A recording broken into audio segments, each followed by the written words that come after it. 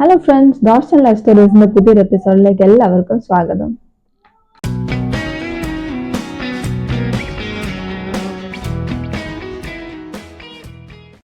ഇന്ന് ഞാൻ നിങ്ങളായിട്ട് ഷെയർ ചെയ്യുന്നത് ജർമ്മനിയിലെ കിൻഡർ ഗാർഡനെ കുറിച്ച് ഉള്ള വിശേഷങ്ങളാണ്. അപ്പോൾ ഇന്ന് ഈ വീഡിയോയിലൂടെ എൻ്റെ കുറച്ച് പേഴ്സണൽ എക്സ്പീരിയൻസും അതുപോലെ ഞാൻ കുറച്ച് ടിപ്സും ഒക്കെ പറയാൻ ആഗ്രഹിക്കുന്നുണ്ട്. അപ്പോൾ നമ്മുടെ നാട്ടിൽ നിന്ന് വരുന്ന 5-6 വയസ്സിന് താഴെയുള്ള കുട്ടികൾ തീർച്ചയായിട്ടും ഇവിടെ കിൻഡർ ഗാർഡനിലാണ് പോകുന്നത്. അപ്പോൾ എൻ്റെ കുട്ടി അവന് ഇവിടെ വന്ന സമയത്ത് 5 വയസ്സായിരുന്നു ഉണ്ടായിരുന്നത്. അതുകൊണ്ട് തന്നെ അവൻ കിൻഡർ ഗാർഡനിലോട്ടാണ് പോയത്. അപ്പോൾ ഇന്ന് ഈ വീഡിയോയിലൂടെ ഞാൻ പറയാൻ പോകുന്നത് നമ്മളുടെ കിൻഡർ ഗാർഡൻ എക്സ്പീരിയൻസ്, അതുപോലെ നാട്ടിൽ നിന്ന് വന്ന എൻ്റെ മോന് എങ്ങനെയാണ് ജർമ്മൻ കമ്മ്യൂണിറ്റിയുമായിട്ട് അഡാപ്റ്റ് ചെയ്തത്, അതുപോലെ എന്തൊക്കെ പ്രോബ്ലംസ് ആണ് നമ്മൾ ഫേസ് ചെയ്തതെന്നും അതിനെ എങ്ങനെയാണ് നമ്മൾ ഓവർകം ചെയ്തതെന്നും ഒക്കെയുള്ള കാര്യങ്ങളാണ് പറയുന്നത്. അപ്പം നിങ്ങളുടെ കുട്ടീനെ ഇങ്ങോട്ട് കൊണ്ടുവരാനെ കൊണ്ട് ആഗ്രഹിക്കുന്നവരാണെങ്കിൽ ഈ വീഡിയോയിൽ ഞാൻ കുറച്ച് കാര്യങ്ങൾ പറയുന്നുണ്ട്. അപ്പോൾ അത് നിങ്ങൾക്ക് ഒരു പക്ഷെങ്കിൽ കുറച്ച് കാര്യങ്ങൾ ഈസി ആയിട്ട് ഹാൻഡിൽ ചെയ്യാനെ കൊണ്ട് ഹെൽപ്പ് ചെയ്യും. അപ്പോൾ വീഡിയോയിലേക്ക് പോകാം. അതിനു മുന്നേ പറയട്ടെ, വീഡിയോ ഇഷ്ടപ്പെടുകയാണെങ്കിൽ നിങ്ങൾ ലൈക്ക് ചെയ്യുക, ഷെയർ ചെയ്യുക, അതുപോലെ ചാനൽ ഒന്ന് സബ്സ്ക്രൈബ് ചെയ്ത് ഒന്ന് പ്രോത്സാഹിപ്പിക്കുക. അതുപോലെ നിങ്ങളുടെ പ്രിയപ്പെട്ടവർക്കൊക്കെ വീഡിയോസ് ഷെയർ ചെയ്ത് കൊടുക്കുക. സംശയങ്ങളോ അല്ലെങ്കിൽ എന്തെങ്കിലുമൊക്കെ സജഷൻസ് ഉണ്ടെങ്കിൽ തീർച്ചയായിട്ടും കമൻറ്റിൽ എഴുതാവുന്നതാണ്. ഇവിടെ 6 വയസ്സിന് താഴോട്ടുള്ള കുട്ടികളെ കിൻഡർ ഗാർഡനിലോട്ടാണ് വിടുന്നത്. അപ്പോൾ എൻ്റെ മോൻ നിഞ്ചപ്പൻ ഇവിടെ വന്ന സമയത്ത് അവന് 5 വയസ്സേ ഉണ്ടായിരുന്നുള്ളൂ. അപ്പോൾ നമ്മൾ ഓൾറെഡി ഒരു കിൻഡർ ഗാർഡൻ കണ്ടുപിടിച്ചായിരുന്നു. നിഞ്ചപ്പൻ്റെ കിൻഡർ ഗാർഡൻ ഇവിടെ തൊട്ട് അടുത്ത് തന്നെയാണ്. 6 വയസ്സ് കഴിഞ്ഞ് കഴിഞ്ഞാണ് ഇവിടെ സ്കൂളിലേക്ക് പോകുന്നത്. ഇപ്പം നിഞ്ചപ്പൻ 6 വയസ്സ് കഴിഞ്ഞിട്ടുണ്ട്. അപ്പോൾ ഈ മാസം കൂടെ ഉള്ളൂ നിഞ്ചപ്പൻ്റെ കിറ്റ എന്ന് പറയുന്നത് കിൻഡർ ഗാർഡൻ ലൈഫ് നിഞ്ചപ്പൻ്റെ കഴിയാറായി. അടുത്ത മാസം മുതൽ നിഞ്ചപ്പൻ സ്കൂളിലാണ് പോകുന്നത്.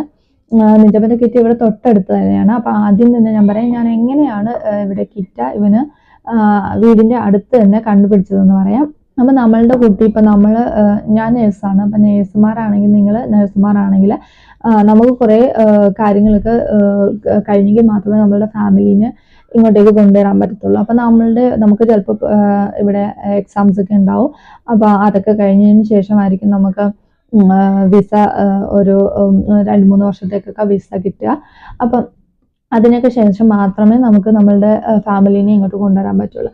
അപ്പോൾ ഞാൻ ചെയ്തതെന്ന് വെച്ചാൽ എൻ്റെ എക്സാം ഒക്കെ കഴിഞ്ഞ സമയത്ത് തന്നെ ഞാനിങ്ങനെ ഒന്ന് കാൽക്കുലേറ്റ് ചെയ്തു. ഓക്കെ, ഇത്ര സമയത്തിനുള്ളിൽ ചിലപ്പോൾ ഒരു പക്ഷേ ഇന്ന സമയത്തേക്ക് എൻ്റെ കുട്ടീനെ എനിക്ക് ഇങ്ങോട്ടേക്ക് കൊണ്ടുവരാൻ പറ്റുമെന്ന് ഞാനൊരു കാൽക്കുലേഷൻ ഇങ്ങനെ വെച്ചു. അപ്പോൾ അതിൻ്റെ ബേസിസിൽ തന്നെ ഞാൻ ഒരു അടുത്ത കിറ്റ ഇയർ തുടങ്ങുമ്പോഴത്തേക്ക് എൻ്റെ കുട്ടിക്ക് ഇവിടെ തൊട്ടടുത്തുള്ള 2-3 കിറ്റയിലേക്ക് അപ്ലൈ ചെയ്തിരുന്നു. അതിൽ ഏറ്റവും നിയറസ്റ്റ് ആയിട്ടുള്ള കിറ്റ് ഞാൻ സെലക്ട് ചെയ്യായിരുന്നു. അപ്പം ഞാൻ അങ്ങനെ കാൽക്കുലേറ്റ് ചെയ്തുകൊണ്ട് എനിക്ക് ഒരു ഗുണവും ഉണ്ടായി, ഒരു ദോഷവും ഉണ്ടായി. അപ്പം നിങ്ങൾ ശ്രദ്ധിക്കേണ്ടതെന്ന് പറയുമ്പോൾ നമ്മൾ കിറ്റ് സെലക്ട് ചെയ്യും. അപ്പം നമ്മളുടെ വീടിൻ്റെ അടുത്ത് തന്നെയാണ് കിറ്റ് എന്ന് പറഞ്ഞാലും നമ്മൾ കിറ്റ് സെലക്ട് ചെയ്യുമ്പോൾ അതിൻ്റെ അവേഴ്സ് എത്രയാണ് എന്നുള്ള കാര്യം പ്രത്യേകം നിങ്ങൾ ശ്രദ്ധിക്കണം. അപ്പോൾ കിറ്റയുടെ ടൈമർ നമുക്ക് 2-3 ടൈംസ് അവൈലബിൾ ആണ്. അപ്പം ഞാൻ അവന് വേണ്ടിയിട്ട് സെലക്ട് ചെയ്തത് 35 മണിക്കൂറിൻ്റെ കിറ്റ ടൈം ആയിരുന്നു. അപ്പോൾ നമ്മളുടെ വീടിൻ്റെ തൊട്ടടുത്തുള്ള കിറ്റയാണ്. അതുപോലെ തന്നെ അത് പുതിയ ബിൽഡിങ്, അങ്ങനെ കുറേ കാര്യങ്ങൾ നമ്മളുടെ അടുത്തുള്ള നെയ്ബേഴ്സ് ഒക്കെ പറഞ്ഞ് നല്ല കിറ്റാണെന്നൊക്കെ ഉള്ള ഒരു അഭിപ്രായം അവർ പറഞ്ഞതിനനുസരിച്ചാണ് ഞാൻ ആ കിറ്റ ശരിക്കും 35 അവേഴ്സ് ആണെങ്കിലും അത് മതി എന്ന് തീരുമാനിച്ചത്. അപ്പോൾ എനിക്ക് നിയറസ്റ്റ് കിറ്റ കിട്ടിയെങ്കിലും അന്ന് എനിക്ക് അത്രയും കാര്യങ്ങൾ അറിയാത്തത് കൊണ്ട് തന്നെ ഈ ഒരു അവേഴ്സിൻ്റെ പ്രോബ്ലം ഉണ്ടായി. അപ്പം നിങ്ങൾ ശ്രദ്ധിക്കേണ്ടതെന്ന് പറഞ്ഞാൽ കിറ്റ 35 മണിക്കൂറിൻ്റെ ഉണ്ട്, അതുപോലെ 45 മണിക്കൂറിൻ്റെ കിറ്റ പ്ലാറ്റ്സ് അവൈലബിൾ ആണ്. അവൈലബിൾ ഉള്ള കിറ്റ സെലക്ട് ചെയ്യാനൊക്കെ നിങ്ങൾ ശ്രദ്ധിക്കണം. അപ്പം നമ്മൾക്ക് പ്രോബ്ലം ഉണ്ടാകുന്നത് എപ്പോഴാണെന്ന് വെച്ചാൽ നമ്മൾക്ക് ഇവിടെ 2 ആൾക്കും ജോലി ഉണ്ടെങ്കിൽ മാത്രമേ നമ്മൾക്ക് ഒരുമാതിരി കാര്യങ്ങളൊക്കെ സ്മൂത്ത് ആയിട്ട് കൊണ്ടുപോകാനെ കൊണ്ട് പറ്റത്തുള്ളൂ. അപ്പം നമ്മളുടെ സ്പൗസിന് ജോലിക്ക് പോകണമെന്ന് അല്ല ഫുൾ ടൈം ഒരു ജോലിക്ക് പോകണമെന്ന് താല്പര്യം ഉണ്ടെങ്കിൽ നമ്മൾ 45 മണിക്കൂർ കിറ്റ് സെലക്ട് ചെയ്യുന്നതായിരിക്കും ബെറ്റർ. ആൾക്ക് ജോലിക്ക് പോകാനെ കൊണ്ട് പറ്റാതായിപ്പോ. അപ്പം എനിക്ക് അങ്ങനെ ഒരു പ്രയാസം ഉണ്ടായി. ഞാൻ 35 അവേഴ്സിൻ്റെ കിറ്റ പ്ലാറ്റ്സ് ആണ് എനിക്ക് കിട്ടിയത്. അതുകൊണ്ട് തന്നെ എൻ്റെ ഹസ്ബൻഡിന് ഫുൾ ടൈം ജോലിക്ക് പോകാനെ കൊണ്ട് ആ സമയത്ത് പറ്റിയിരുന്നില്ല. അതുകൊണ്ട് നിങ്ങൾ പ്രത്യേകിച്ച് അടുത്ത കിറ്റ് സെലക്ട് ചെയ്യുമ്പോൾ നമ്മൾ 45 അവേഴ്സിൻ്റെ ഒരു കിറ്റ പ്ലാറ്റ്സിന് എടുക്കാനെ കൊണ്ട് ശ്രമിക്കുക. രണ്ടാമത്തെ ഒരു പ്രോബ്ലം എന്ന് പറയുന്നത് എല്ലാ അമ്മമാരെ പോലെ എനിക്കും ഭയങ്കര ടെൻഷൻ ആയിരുന്നു എന്ന് വെച്ചാൽ ആദ്യമായിട്ട് കിറ്റ് വിടുന്ന സമയത്ത് കേരളത്തിൽ നിന്ന് വന്ന മലയാളം സംസാരിക്കുന്ന ഒരു കുട്ടി, മലയാളം മാത്രം മനസ്സിലാവുന്ന ഒരു കുട്ടി എങ്ങനെ ഇവിടെ അതിജീവിക്കും എന്നുള്ള ഒരു ടെൻഷൻ ഉണ്ടായിരുന്നു. അപ്പൊ ആദ്യമായിട്ട് കിറ്റേ പോകുന്ന ദിവസം കരഞ്ഞ് ബഹളം വെക്കും, അവിടെ നിൽക്കത്തില്ല എന്നൊക്കെയാണ് ഞാനും വിചാരിച്ചത്. പക്ഷെ അങ്ങനെ ഒന്നുമല്ല സംഭവിച്ചത്. അവൻ ഹാപ്പി ആയിരുന്നു. ആദ്യത്തെ ദിവസം തന്നെ അവന് അവിടെ കുട്ടികളൊക്കെ ആയിട്ട് കമ്പനി ആയി തുടങ്ങിയായിരുന്നു.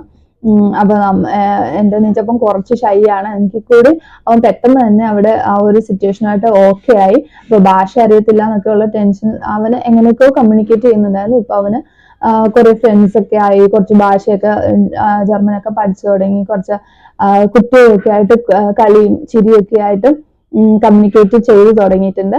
അപ്പം നിങ്ങളുടെ കുട്ടീനെ ഓർത്ത് ഇങ്ങനെ ഒരു ടെൻഷൻ ഉണ്ടെങ്കിൽ നിങ്ങൾ ഒന്നുകൊണ്ടും വിഷമിക്കേണ്ട. കുട്ടികൾ പെട്ടെന്ന് തന്നെ കാര്യങ്ങൾ പഠിക്കുക, അതുപോലെയൊക്കെ ഇവിടുത്തെ കുട്ടികളൊക്കെ ആയിട്ട് മിങ്കിൾ ചെയ്യും. പിന്നെ ഞങ്ങൾക്ക് കിറ്റിൽ നിന്നുണ്ടായ ഒരു മോശം എക്സ്പീരിയൻസ് എന്ന് പറയുന്നത്, നെഞ്ചപ്പന് ഉണ്ടായ ഒരു മോശം എക്സ്പീരിയൻസ്, കിറ്റിയിലുള്ള ഒരു കുട്ടി നെഞ്ചപ്പനെ ഭയങ്കരമായിട്ട് ഉപദ്രവിച്ചു. ആ കുട്ടി അവനെ തല്ലി, മുഖത്തൊക്കെ ഭയങ്കര പാടും, അതുപോലെ നെഞ്ചത്ത് കടിച്ചിട്ട് ഒരു മുറിവൊക്കെ ഉണ്ടായിരുന്നു. അന്ന് രാത്രി നെഞ്ചപ്പനെ പനി പിടിച്ച് ഭയങ്കര പ്രശ്നം ഉണ്ടായി. അപ്പൊ പിറ്റേ ദിവസം നമുക്ക് ഡോക്ടറെ കാണാൻ പോകേണ്ട ഒരു സിറ്റുവേഷൻ ഉണ്ടായി. അപ്പൊ ഞാൻ പറയുന്നത്, അങ്ങനെയൊക്കെയുള്ള സാഹചര്യത്തിലാണെങ്കിൽ നമ്മുടെ ഇൻഷുറൻസ് കാർഡ് ഉണ്ടാവണം. അപ്പൊ ഇതിന് വേണ്ടിയിട്ട് ഞാൻ ചെയ്തതെന്ന് വെച്ചാൽ, നെഞ്ചപ്പന്റെ വിസ വന്ന സമയത്ത് തന്നെ ഞാൻ എൻ്റെ ഹെൽത്ത് ഇൻഷുറൻസിൽ ഫാമിലി ഇൻഷുറൻസിന് വേണ്ടിയിട്ട് അപ്ലൈ ചെയ്തിരുന്നു. അങ്ങനെ അപ്ലൈ ചെയ്യാനൊക്കെ ഒരു കാര്യമുണ്ട്. അപ്പൊ നെഞ്ചപ്പന് അലർജിക് ആസ്മയുടെ പ്രോബ്ലം ഉണ്ട്. അപ്പൊ നാട്ടിൽ വെച്ച് തന്നെ അതൊരു സിവിയർ ആയിട്ടുള്ള ഒരു കണ്ടീഷൻ ആയിരുന്നു. അതുകൊണ്ട് തന്നെ ഞാൻ ഇവിടെ വന്ന ഉടനെ ഒരു ഡോക്ടറെ കൺസൾട്ട് ചെയ്യാൻ കൊണ്ടുള്ളൊരു സാഹചര്യം ഒരുങ്ങണം. ഇവിടെ വന്നു കഴിഞ്ഞാൽ അവന് പ്രോബ്ലംസ് തുടങ്ങുന്നതിന് മുന്നേ തന്നെ ഡോക്ടറെ കൺസൾട്ട് ചെയ്യണമെന്നുള്ള ഒരു ഉദ്ദേശത്തിലാണ് നമ്മൾ അങ്ങനെ ചെയ്തത്. അപ്പം നിങ്ങളുടെ കുട്ടിക്ക് ഇതുപോലൊക്കെ ഉള്ള എന്തെങ്കിലും അസുഖങ്ങളുള്ള കുട്ടിയാണെങ്കിൽ നിങ്ങൾ നേരത്തെ തന്നെ ഹെൽത്ത് ഇൻഷുറൻസ് കാർഡിന് വേണ്ടിയിട്ട് അപ്ലൈ ചെയ്യുക. കാരണം വന്നിട്ട് അപ്ലൈ ചെയ്യാനെ കൊണ്ടിരുന്നാൽ കുറേ സമയം എടുക്കും. അപ്പൊ നിങ്ങൾക്ക് അപ്ലൈ ചെയ്യാൻ പറ്റുമെങ്കിൽ അങ്ങനെ അപ്ലൈ ചെയ്തിരുന്നത് നല്ലതാണ്. അപ്പൊ നെഞ്ചപ്പം വന്ന സമയത്ത് തന്നെ അവന്റെ കാർഡും എനിക്ക് കിട്ടിയിരുന്നു. അതുപോലെ തന്നെ നിങ്ങൾ കുട്ടി വരുന്നതിന് മുന്നേ തന്നെ പീഡിയാട്രീഷ്യനെ കണ്ടുപിടിക്കുന്നത് നല്ലതായിരിക്കും. ഇവിടേക്ക് ഒരു പീഡിയാട്രീഷ്യന്റെ അപ്പോയിന്റ്മെന്റ് കിട്ടാൻ കൊണ്ട് വളരെ പ്രയാസമാണ്. ഞാൻ തന്നെ കുറെ പീഡിയാട്രീഷ്യനെ വിളിച്ചതിന് ശേഷമാണ് ഒരു പീഡിയാട്രീഷ്യനെ എനിക്ക് കിട്ടിയത്. അപ്പൊ ഇപ്പൊ ഇങ്ങനെ ഒരു കിട്ടിയെന്ന് ഒരു മോശം അനുഭവം ഉണ്ടായത് കാരണം നമുക്ക് ഇൻഷുറൻസ് കാർഡ് നേരത്തെ കിട്ടിയത് കൊണ്ടും അതുപോലെ നേരത്തെ പീഡിയാട്രീഷ്യനെ റെഡി ആയത് കൊണ്ട് എനിക്ക് പെട്ടെന്ന് തന്നെ ഈ ഒരു സിറ്റുവേഷൻ ഹാൻഡിൽ ചെയ്യാൻ പറ്റി. പിന്നെ നിങ്ങൾക്ക് ഇൻഷുറൻസ് കാർഡ് ഇല്ലെങ്കിലും നമുക്ക് ഇവിടെ ഡോക്ടറിനെ കാണാൻ പറ്റും. ഇവിടെ ഹോസ്പിറ്റലിലൊക്കെ നോട്ട്ഫാള് എമർജൻസി ആയിട്ട് കുട്ടികളെ കാണിക്കുന്ന ഡോക്ടേഴ്സ് ഉണ്ട്. നമുക്ക് അവിടെ കൊണ്ടുപോയി കാണിക്കാൻ പറ്റും. അതുപോലൊക്കെ നമ്മളുടെ ഹെൽത്ത് ഇൻഷുറൻസ് കാർഡ് വന്നില്ലെങ്കിലും നമ്മൾക്ക് അവിടെ ഹെൽത്ത് ഇൻഷുറൻസിന്റെ നമ്മളുടെ ഏത് ഇൻഷുറൻസ് കമ്പനിയാണോ അവിടെ വിളിച്ച് സംസാരിച്ചു കഴിഞ്ഞാൽ നമുക്ക് ഇവിടെ ട്രീറ്റ്മെന്റ് എടുക്കാനെ കൊണ്ടുള്ള പേപ്പർ കിട്ടും. അപ്പൊ ഇതൊക്കെ കുറച്ചുകൂടെ കോംപ്ലിക്കേറ്റഡ് ആയിട്ടുള്ള കാര്യങ്ങളാണ്. അപ്പൊ ഈസി ആയിട്ട് കുറച്ചുകൂടെ സ്മൂത്ത് ആയിട്ട് കാര്യങ്ങൾ പോകാൻ കൊണ്ട് വേണ്ടിയിട്ട് നിങ്ങൾ ഇൻഷുറൻസ് കാർഡ് അപ്ലൈ ചെയ്യുക, നേരത്തെ തന്നെ അപ്ലൈ ചെയ്ത് വെക്കാനൊക്കെ ഒന്ന് ശ്രമിക്കുക. അതുപോലൊക്കെ ഒരു ഹൗസ് ആർട്സിന് ഒരു പീഡിയാട്രീഷ്യനെ കൂടെ കണ്ടുപിടിച്ച് വെക്കാനൊക്കെ കൊണ്ട് വേണ്ടിയിട്ട് ശ്രമിക്കുക.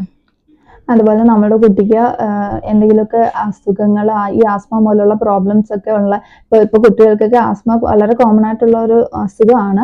അപ്പൊ ഇങ്ങനെ ഇവിടെ തണുപ്പും അങ്ങനെയുള്ള ക്ലൈമറ്റ് ഒക്കെ ആയതുകൊണ്ട് തന്നെ കുട്ടി വരുമ്പോൾ തന്നെ എന്തെങ്കിലുമൊക്കെ പ്രശ്നങ്ങൾ ഉണ്ടാവാനെ കൊണ്ട് സാധ്യതയുണ്ട്. അപ്പൊ അങ്ങനെ ആസ്മയൊക്കെ ഉള്ള കുട്ടികളാണെങ്കിൽ ഇവിടെ എല്ലാ പീഡിയാട്രീഷ്യനും അതിനു വേണ്ടിയിട്ട് ട്രീറ്റ്മെന്റ് തരണമെന്നില്ല. അപ്പൊ നമ്മൾ അതിന് പ്രത്യേകം വേറെ ഡോക്ടറെ കാണാൻ ലുങ്ങൻ ഫഹാദ്സിനെ കണ്ട് അവിടെ നിന്നാണ് നമ്മൾ ഈ ആസ്മ പോലുള്ള അസുഖങ്ങൾക്ക് മരുന്ന് തരിക.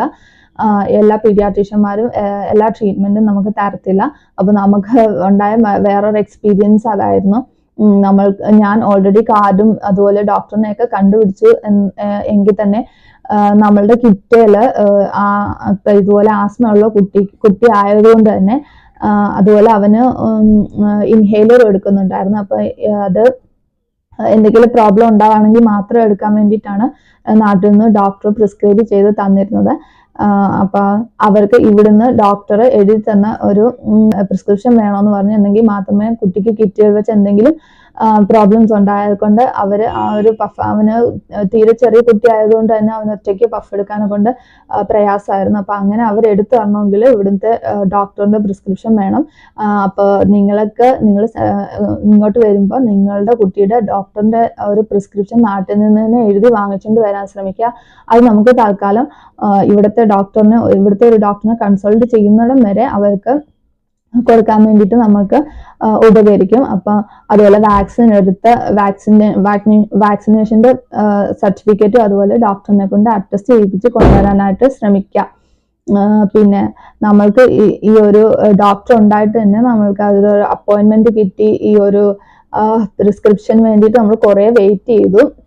എന്നിട്ടും ഇവന്റെ പീഡിയാട്രീഷ്യൻ അല്ല അത് തന്നത്. നമ്മൾ പിന്നെ ലങ്സിന്റെ ഡോക്ടറിനെ കണ്ട് നമ്മൾ അതിനുള്ള ട്രീറ്റ്മെന്റ് എടുത്തതിന് ശേഷമാണ് നമ്മൾക്ക് ഈ ഒരു പ്രോബ്ലം സോൾവ് ചെയ്യാൻ പറ്റിയത്. അപ്പൊ അതുവരെ കിറ്റിന്ന് കുട്ടിക്ക് ഫുഡ് കൊടുക്കുക അല്ലെങ്കിൽ അങ്ങനെയുള്ള പ്രശ്നങ്ങളൊക്കെ ഉണ്ടായിരുന്നു. അപ്പൊ ആദ്യത്തെ സമയമൊക്കെ നമ്മൾ ഫുഡിന്റെ സമയമാകുമ്പോഴത്തേനും വിളിച്ചോണ്ട് വരികയാണ് ചെയ്തത്. പിന്നെ കുറച്ച് കഴിഞ്ഞിട്ട് ഇവന്റെ കിറ്റില് പുറത്തുനിന്നുള്ള ഫുഡ് അലൗഡ് അല്ല എന്നെങ്കിലും കുട്ടിക്ക് 2 മണി വരെ കിറ്റ് ഉള്ളത് കാരണം അവര് പിന്നീട് ഇങ്ങനെ പറഞ്ഞ് നമ്മൾ വീട്ടിൽ നിന്ന് ഫുഡ് ഉണ്ടാക്കിക്കൊണ്ട് പോവുകയാണ് ചെയ്തത്. അപ്പൊ ആ ഒരു പ്രോബ്ലം അല്ലെ ഡോക്ടറിന്റെ സർട്ടിഫിക്കറ്റ് കിട്ടുന്നിടം വരെ നമ്മൾ ഭയങ്കരമായിട്ട് ബുദ്ധിമുട്ടിയിരുന്നു.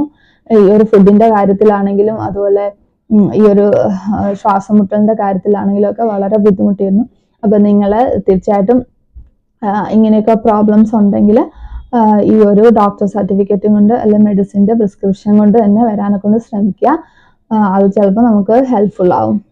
ഈ 2-3 കാര്യങ്ങൾ എന്ന് പറയുന്നത് വളരെ പ്രധാനപ്പെട്ട കാര്യങ്ങളാണ്. നിങ്ങൾ ജർമ്മനിയിലോട്ട് കുട്ടികളെയൊക്കെ കൊണ്ടുവരാൻ പ്ലാൻ ചെയ്യുന്നവരാണെങ്കിൽ ഈ കാര്യങ്ങളൊക്കെ ഒന്ന് നോട്ട് ചെയ്ത് വെച്ചോളൂ. നിങ്ങൾക്ക് കാര്യങ്ങളൊക്കെ കുറച്ചും കൂടി ഈസി ആയിട്ട് മുന്നോട്ട് കൊണ്ടുപോകാനൊക്കെ കൊണ്ട് സാധിക്കും ഇതുപോലെയുള്ള കാര്യങ്ങളൊക്കെ അറിയാമെങ്കിൽ.